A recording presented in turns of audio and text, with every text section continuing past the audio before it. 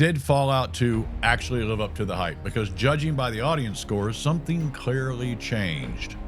The audience score on Metacritic dropped about 10 points compared to Season 1. Amazon also switched from the binge model to weekly releases. Now, that alone can completely change how people experience a show. So the question is, did the release schedule hurt it, or did the show itself stumble? Today we're digging into Fallout Season 2 and what worked, what didn't, and where the show might be headed to next. And fair warning, there will be spoilers. But we have to give credit where credit is due. The Fallout TV show is probably one of, if not, the best live-action adaptations of a video game. If you pause almost any frame, it looks like it came straight out of the game. The environment, props, sound design, and creatures all feel authentically Fallout. Now, the show looks right, but looking right, telling a great story are two different things, and that's where things start to get complicated. Before we dive into Season 2, we need to talk briefly about Canon. Fallout is an RPG. Your choices shape the world, the factions, and the endings. So Canon has always been a little flexible depending on how you played the games. Now, personally, I love the games, but I've never been the kind of player who runs through them 10 different times just to explore every branch of the lore. So for this review, I'm focusing less on hardcore canon debates and more about how well the show works as a story. At the end of Season 1, the show left us with a pretty big tease. We were clearly headed towards New Vegas, and we even got a quick glimpse of what looked like a Deathclaw. Now, if you know the games, you know New Vegas is sacred ground for fans.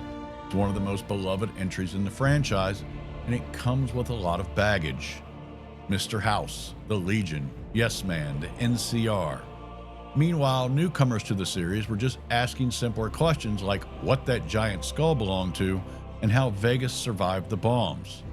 So the writers had a difficult balancing act ahead, keeping new viewers interested while also satisfying die-hard fans. And to be honest with you, after Rings of Power, my expectations for Amazon were basically on the floor. But despite that, I actually enjoyed most of Fallout Season 1. Not perfect, but entertaining enough that I recommended it to friends. So going into Season 2, I kept the same mindset. Low expectations and hoping to be surprised. Season 2 starts by expanding the world and introducing a lot of new pieces to the board. We meet Mr. House, one of the most important figures in New Vegas. We're introduced to a mysterious mind control device which basically becomes the season's main MacGuffin. Now there's plenty of violence early on too, cranial explosions, off-screen blood splatter, and that signature Fallout brutality. Lucy continues to be Lucy, which is both good and bad. Despite everything she's gone through though, she still feels strangely untouched by the realities of the wasteland, aside from a brief buff-out addiction.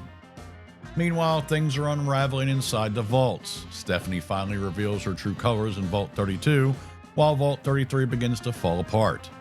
We also get flashbacks to young Maximus finally showing how Shady Sands was destroyed and how he eventually joined the Brotherhood of Steel. Now, Norm's storyline continues as he escapes Vault 31 and starts uncovering more of the Vault conspiracy. And of course, this is Fallout, so the creatures start showing up. Rad Scorpions and Deathclaws, with a few other surprises. We also run into the Kings, a gang that are now feral ghouls in New Vegas. And finally, the season begins setting up one of the biggest factions in New Vegas, the Legion. So the early episodes are mostly about moving pieces into place, but once those pieces are set, that's where the real discussion begins. Let's start with the strongest part of the show. Once again, the pre-war ghoul storyline is easily the best material in the series. Those scenes feel almost completely like a different show. Part spy thriller, part political drama, and this season pushes that timeline much closer to the moment the bombs drop. Actually, a huge reason those scenes work so well is Walton Goggins. I mean, he carries this show. His performance as the ghoul has the charisma, the menace, and the dark humor that defines the Fallout universe. Whenever he's on screen, the show just works. Thaddeus also adds some solid comic relief, although his storyline starts getting a little weird. And seriously, what's going on with that second mouth? Thought they were going to make him a ghoul, now he's going to be something else? The mind control device came out of nowhere, but it surprisingly worked well, enough for the story at least. It also let Hank fully embrace being the psychopath we suspected he might be. Action-wise, the season definitely improved. The Deathclaw fight was legitimately badass, and the power armor combat looked far better than the infamous fight from Season 1, Episode 2. The rad roaches were absolutely disgusting, and the rad scorpion scene was tense and had you on the edge of your seat. And of course, there's plenty of over-the-top violence Fallout is known for. We also get a brief look at a super mutant, which was cool, but honestly, I wanted a lot more of that. Another major highlight was Mr. House. The show portrays him exactly how he should be, a brilliant man trying to prevent catastrophe, but also deeply manipulative, and not someone you should fully trust. He ends up being the most interesting character introduced this season. Now, the other big reveal was the return of the Enclave. For anyone unfamiliar with the games, the Enclave are essentially the remnants of the US government after the war. Season 1 hinted that Vault-Tec may have been responsible for dropping the bombs. Season 2 walks that idea back a bit, while showing just how shady Vault-Tec really was. Now, before we get into the problems with the season, if you've made it this far, you're probably enjoying the breakdown.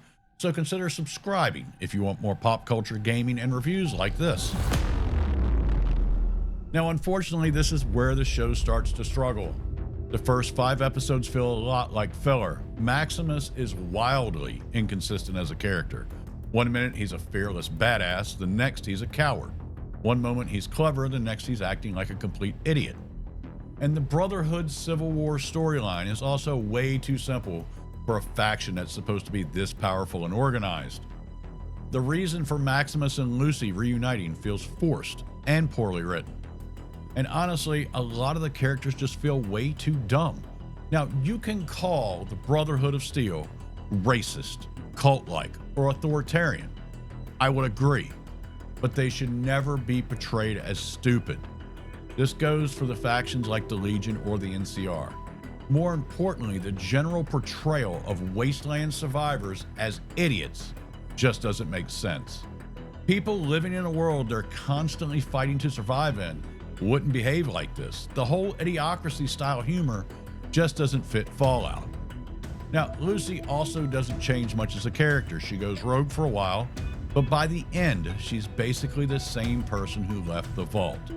Even killing her own mother barely seems to affect her long term. Confrontation with her father feels strangely flat and almost emotionless. Add to that the infamous ghoul hanging from the pole scene. Goes on way too long, and it generally feels like it lasts forever.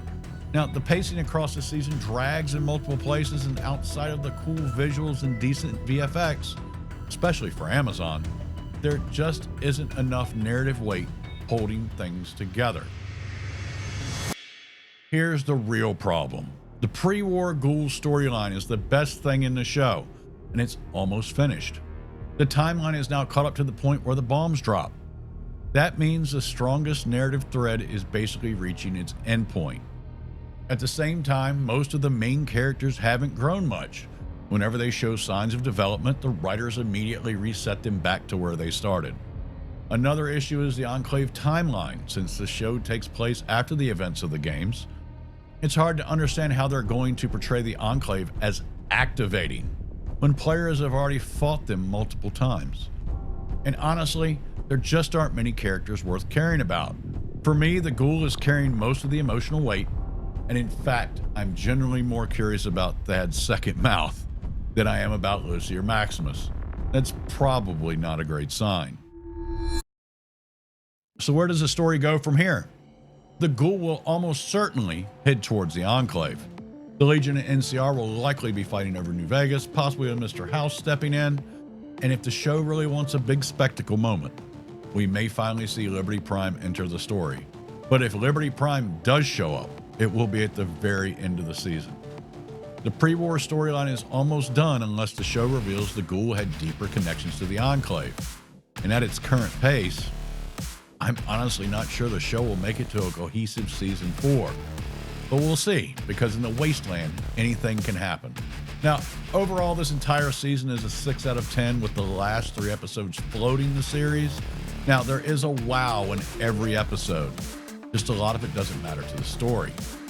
That's my take on Fallout Season 2. If you enjoyed the video, hit the like button and subscribe for more reviews and breakdowns. And if you want to keep that conversation going, you can follow me over on X at Loopy333, where I post updates and talk about games, shows, and everything in between. Thanks for watching, and I'll see you in the next one. Loopy out.